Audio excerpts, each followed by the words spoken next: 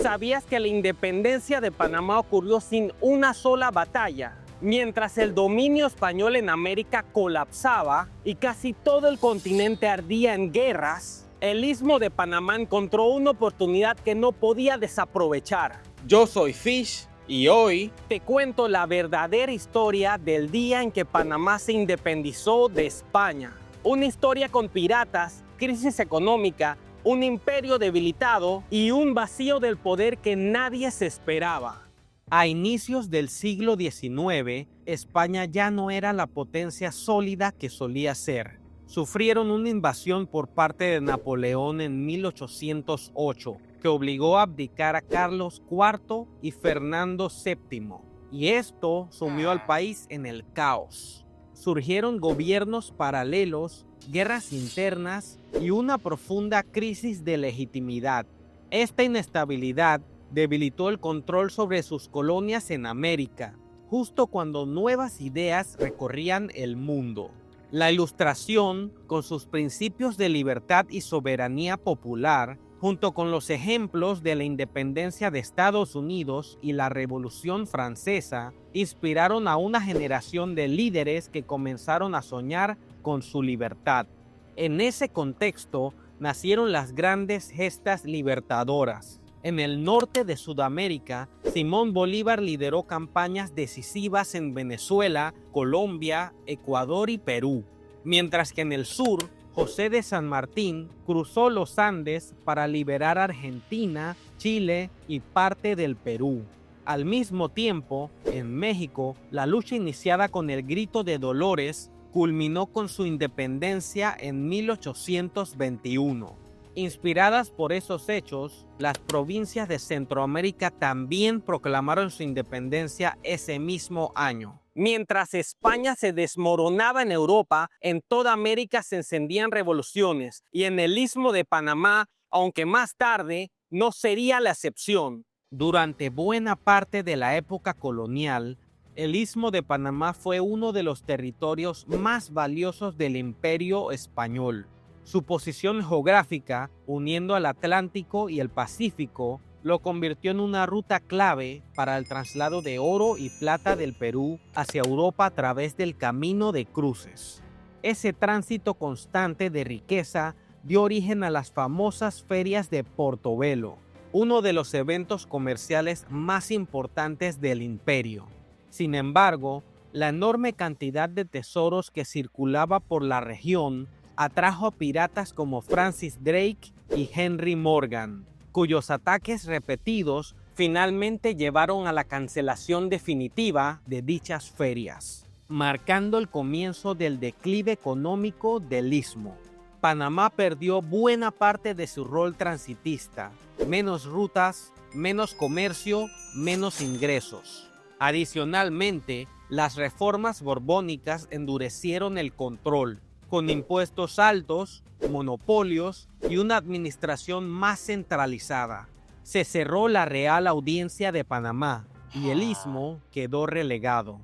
La economía local sobrevivía a base de un poco de agricultura, algo de comercio local y los pequeños subsidios por parte de la corona española que llegaban a cuentagotas. Para el siglo XIX, la vida en el Istmo ya era muy dura. La gente común tenía que pagar muchos impuestos, dar comida y productos al ejército e incluso eran obligados a pelear por España mediante reclutamientos forzosos.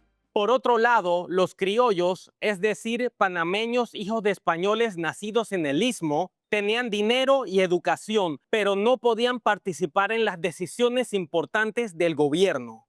Durante los últimos años del dominio español, la figura del general Juan de la Cruz Murjón dejó una huella profunda en el Istmo. Ante la falta de recursos para sostener la guerra en el norte de Sudamérica, Murjón recurrió a medidas cada vez más duras en Panamá. Reclutó milicianos por obligación, exigió contribuciones de guerra a quienes no podían portar armas y presionó fuertemente a los comerciantes con cargas fiscales adicionales. Incluso autorizó la toma de los bienes de la iglesia y envió tropas al interior para requisar alimentos y suministros. Estas políticas acentuaron el malestar entre la población panameña y debilitaron aún más la legitimidad del régimen español. Entre 1814 y 1819, el Istmo de Panamá fue atacado varias veces por fuerzas extranjeras que buscaban debilitar el poder español.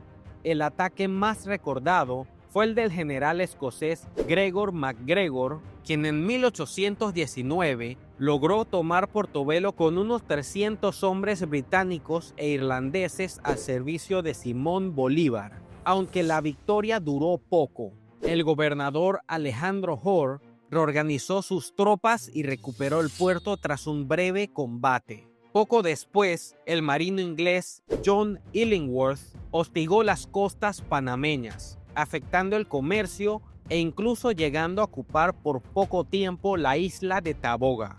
Ninguno de estos ataques logró establecer una independencia, pero revelaron la debilidad con la que se encontraba el imperio español. Las autoridades locales estaban sin recursos, sin refuerzos y sin confianza, y esa vulnerabilidad preparó el terreno para el movimiento independentista. El istmo dependía del aparato militar del Virreinato de Nueva Granada, pero ese sistema ya estaba desmoronándose. El último virrey efectivo, Juan de Sámano, había huido a Panamá buscando refugio tras la derrota de Boyacá a manos del ejército de Simón Bolívar, pero murió poco después, dejando el territorio sin una autoridad fuerte. Por otro lado, el general español Juan de la Cruz Murllón, que durante años había tenido influencia militar sobre el área del Istmo, había sido enviado por la corona española a combatir en Quito, donde los realistas vivían una crisis mucho más urgente. Con Sámano muerto y Murllón lejos, Panamá quedó sin un liderazgo militar ni político capaz de reaccionar ante un movimiento separatista. Ese vacío de poder, sumado al desgaste de la guarnición española, serían de los factores clave que harían posible la independencia del Istmo. Los patriotas locales entendieron que era el momento perfecto, con las autoridades virreinales enfocadas en las guerras del sur y sin un mando fuerte presente en Panamá, una separación pacífica era más posible que nunca. La élite capitalina, temerosa de un levantamiento caótico que afectara el comercio, se movió con mucha cautela. Pero si la capital dudaba, el interior del país actuaría primero. Y es así como en la península de Azuero surgiría la chispa que encendió el primer grito de independencia de Panamá.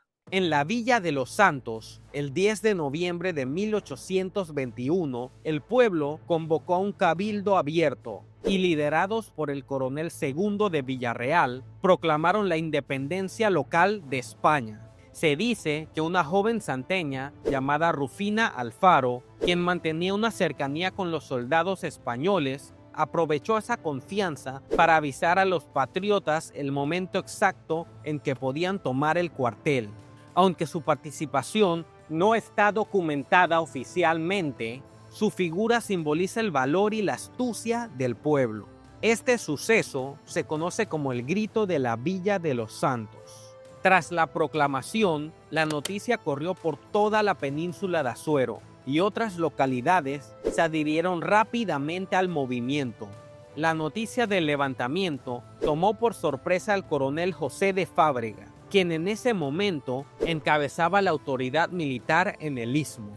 Su primera reacción fue intentar contener la situación, enviando emisarios al interior para entender el alcance del movimiento y pidiendo prudencia, buscando evitar que la tensión creciera. Pero a medida que llegaban los informes, Fábrega comprendió que la insurrección no era un arrebato aislado, sino un sentimiento profundamente arraigado entre las comunidades de Azuero. Con España debilitada y sin capacidad de enviar tropas, él optó por la decisión más responsable: sumarse al proceso independentista y garantizar una transición pacífica sin derramar sangre. En la madrugada del 28 de noviembre de 1821, líderes revolucionarios de la ciudad de Panamá se reunieron de urgencia. Allí se discutió la situación del istmo y finalmente se tomó una decisión unánime. Primero, declarar la independencia total del istmo frente a la corona española. Y segundo, decidir por voluntad propia unirse a la Gran Colombia, liderada por Simón Bolívar, la cual estaba formada por los territorios que hoy conocemos como Venezuela, Colombia y Ecuador. José de Fábrega asumió como jefe superior del istmo para guiar todo el proceso. Su liderazgo fue decisivo. Gracias a su habilidad política, logró lo que pocos territorios en América consiguieron: una transición pacífica, sin combates ni derramamiento de sangre.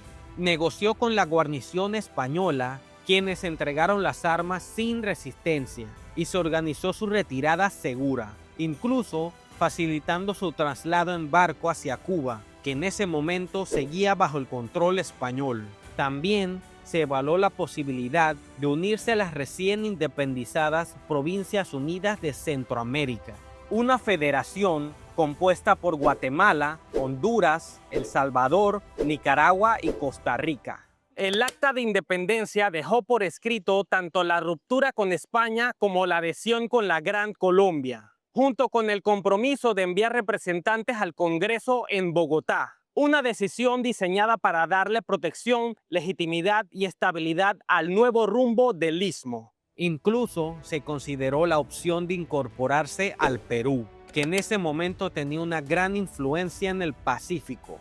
Ambas alternativas tenían sentido geográfico y comercial, pero ninguno ofrecía la combinación de estabilidad, apoyo militar y visión política continental que presentaba la Gran Colombia.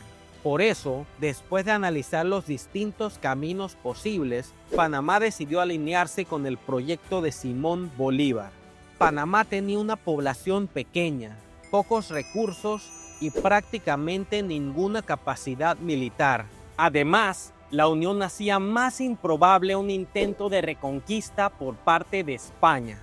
En cambio, la Gran Colombia contaba con ejércitos victoriosos, prestigio internacional y un proyecto político que defendía la libertad de los nuevos estados americanos. Además, integrarse a una nación más grande abría el comercio, fortalecía la economía del tránsito y aseguraba reconocimiento diplomático inmediato. Aunque la unión parecía sólida, las tensiones no tardaron en aparecer. Tras la muerte de Simón Bolívar en 1830, el proyecto de la Gran Colombia se desmoronó y la república terminó por disolverse. Panamá pasó entonces a formar parte de Nueva Granada, lo que hoy sería Colombia. Pero la administración centralizada desde Bogotá y las constantes disputas políticas pronto generaron malestar en el istmo, donde empezaron a resurgir ideas independentistas. Aquella nueva etapa marcaría un largo y complejo camino que muchos años después conduciría por fin a la independencia de Panamá. Pero esa es otra historia. ¿Cómo crees que habría sido el destino de Panamá si se habría quedado bajo el dominio de España? ¿Crees que fue una buena decisión haberse unido a la Gran Colombia? Déjame tu respuesta aquí abajo en la caja de comentarios. Yo soy Fish y te recomiendo ver este video sobre la separación de Colombia y suscribirte a mi canal para ver más videos de historia de Panamá.